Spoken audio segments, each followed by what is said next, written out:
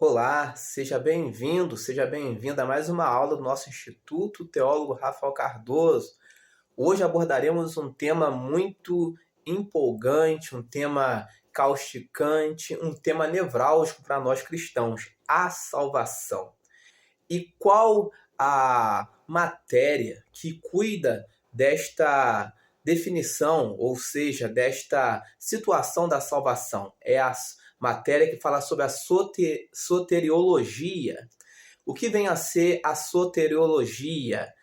Vem de soteria, que significa salvação.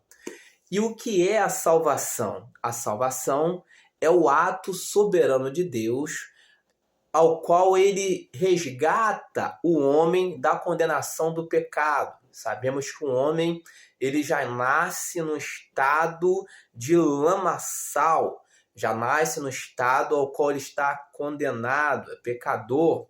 E a salvação é este ato soberano de Deus ao qual ele resgata o homem do pecado, ele tira o homem da lama. E a salvação, ela é tanto um evento, tanto um processo. Por que é tanto um evento, tanto um processo? Porque ela é um evento, quando você aceita Jesus como único e suficiente Salvador, ela é um evento diante dos homens, diante do mundo espiritual, é um evento que todo mundo está vendo. Mas também ela é um processo, porque ele é algo progressivo, ou seja, quando nós somos salvos, passamos pelo processo da justificação, que vem a ser isto, é algo instantâneo, Deus nos justifica. E é também um processo, por quê? Porque ela é progressiva, né? Nós passamos por um processo de santificação, o qual vamos nos limpando, nos purificando através do sangue de Jesus, do nosso velho homem, da nossa velha natureza. Mas o que vem a ser a justificação? A justificação é o ato jurídico pelo qual Deus ele declara o homem pecador justo. Simplesmente isto. Nós somos pecadores, mas quando somos justificados no evento da salvação, Deus nos declara, através da sua soberania, justos. Portanto, a Bíblia diz: nenhuma condenação há para os que estão em Cristo Jesus, porque fomos justificados, né, com base exclusivamente na obra de Cristo. É elementar nós aqui pontuarmos que não há salvação fora de Jesus Cristo, porque ele é o único mediador entre Deus e os homens, ele é o único mediador. Não há outro mediador, não há outro caminho, não há caminhos, apenas há um caminho que nos leva à salvação. Jesus Cristo, ele é o único caminho, a verdade e a vida. E a justificação, ela muda a nossa posição, ou seja, ela nos inocenta. Já a santificação, também é um processo da salvação, ela muda a nossa condição moral ao longo do tempo. Ou seja, a justificação muda a nossa posição diante dos homens, diante de Deus, de forma instantânea, ou seja, somos declarados inocentes.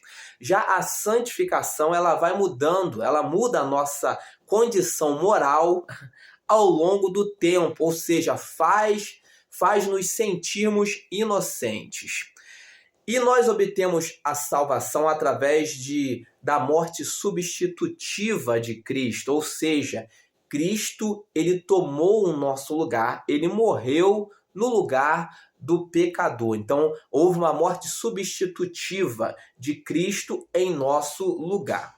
E a cruz, nós entendemos que ela não foi um evento aleatório, ela foi planejada na eternidade. A salvação é algo que foi planejado por Deus para a vida dos seus fiéis, a vida dos seus eleitos.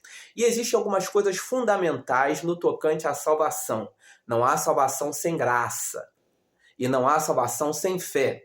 São dois pontos fundamentais ali envolvidos no processo da salvação: graça e fé. Graça é o favor imerecido que nós recebemos por parte de Deus. E fé é algo que vem dele, que ele também coloca no coração do homem.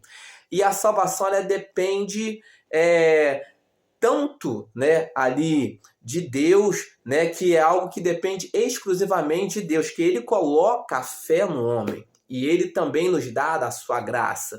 Então é um processo que depende exclusivamente de Deus.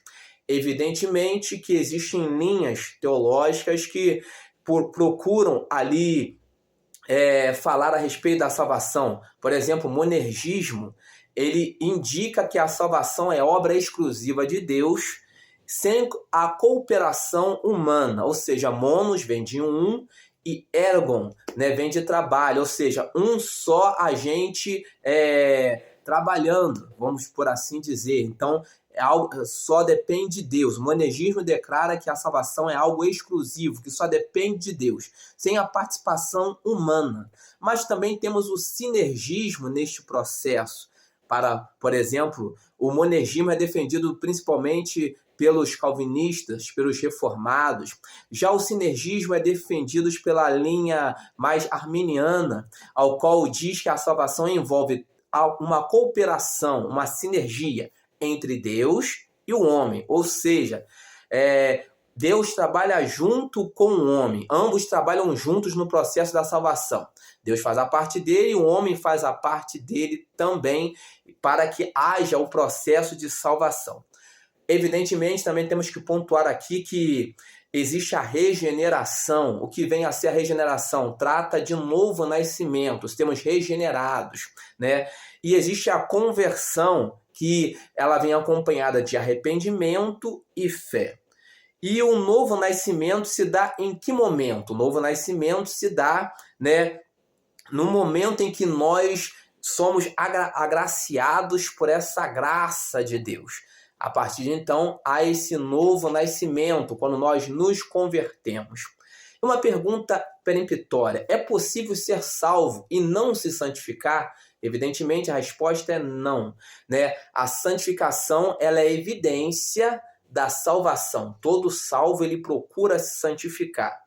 Existe também um outro processo na salvação que vai se dar lá no futuro, que é a glorificação. O que vem ser a glorificação?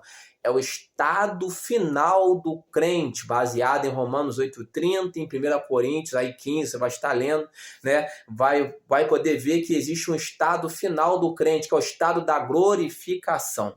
Então, ele justifica, né? Ele santifica, ele nos enche com a sua graça, ele nos dá a fé e no final ele nos glorifica, né? Que é o processo final da salvação. E muitos podem fazer a seguinte pergunta: quando formos salvos, perderemos? Não, como formos salvos lá, chegarmos na eternidade, fomos glorificados, perderemos a nossa identidade? Evidentemente não, mas seremos transformados. Nós não perderemos a nossa identidade, não teremos um apagão na nossa mente, nós seremos transformados e teremos a mente de Cristo. Alguns podem perguntar: é possível perder a salvação? O crente perde a salvação? Aí vai depender muito da sua linha teológica. Para o calvinismo, é impossível o crente lavado e remido pelo sangue de Jesus perder a salvação. Não.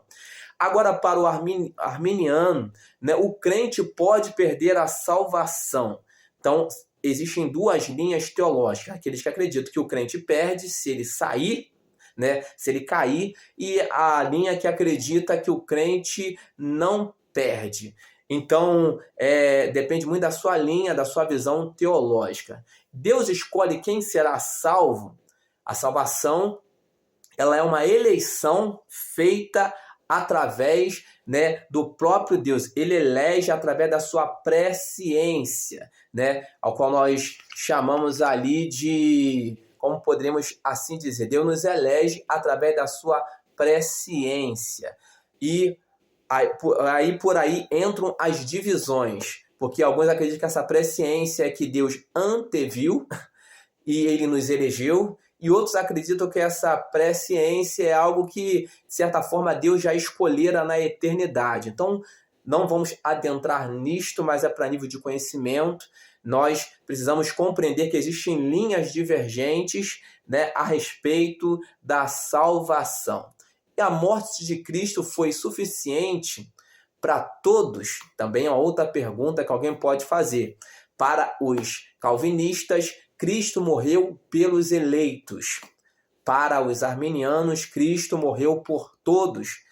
Aí você tire a sua definição, procure se aprofundar no assunto. Evidentemente, a minha linha teológica, eu acredito que Deus elege, né? Não porque ele anteviu simplesmente, mas porque ele escolhera na eternidade.